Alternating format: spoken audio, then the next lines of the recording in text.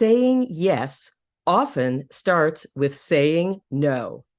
Have you ever considered how many times you say no to your dreams instead of yes? Can you imagine something you really want to do right now, and you already can hear the doubts, worries, and fears talking you out of taking action? You're not alone. Basically, your fears have the edge on making you stop and reconsider. And we all have a long list of reasons. A few: I'm not good enough. I'm not smart enough. I'm not ready. Is this the wrong choice? I'm too old. I'm too young. What was I thinking anyway? There's not enough time. And, I'm too busy. But here's a hint. Becoming brave changes all those words. Bravery is the answer to your success, your dreams, and your happiness. No question, whatever you really want to do and whoever you really want to be, bravery is here to save the day.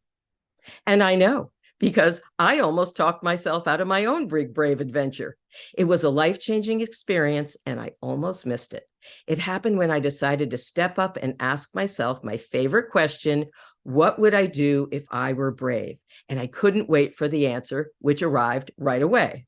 My 24-year-old son called and said, "Hey, Mom, want to go on a 6-week camping road trip out west and sleep in the middle of nowhere in my 3-man tent?" And I said, "Absolutely not. I have never camped in my life."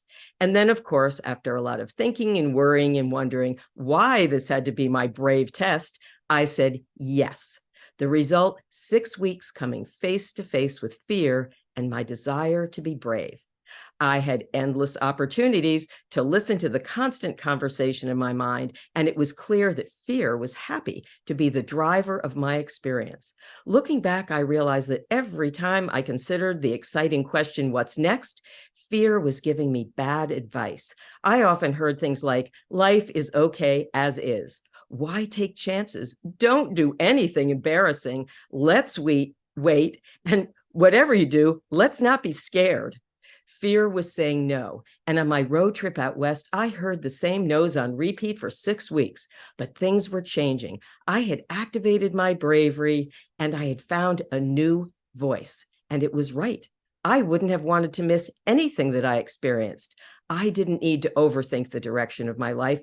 Bravery felt good, and brave action was aligned with what mattered most to me. Bravery was the answer I had been looking for. And from then on, it was my GPS for living every day as an adventure in being who I really wanted to be. And it all started with that question: what would I do if I were brave? And it ended with the solution: say yes. I learned that I was an experienced overthinker, but that it had an easy fix. I needed to create space to feel first and think second. Checking in with my emotions before I talked myself out of everything I really wanted to do turned off all those autopilot no's.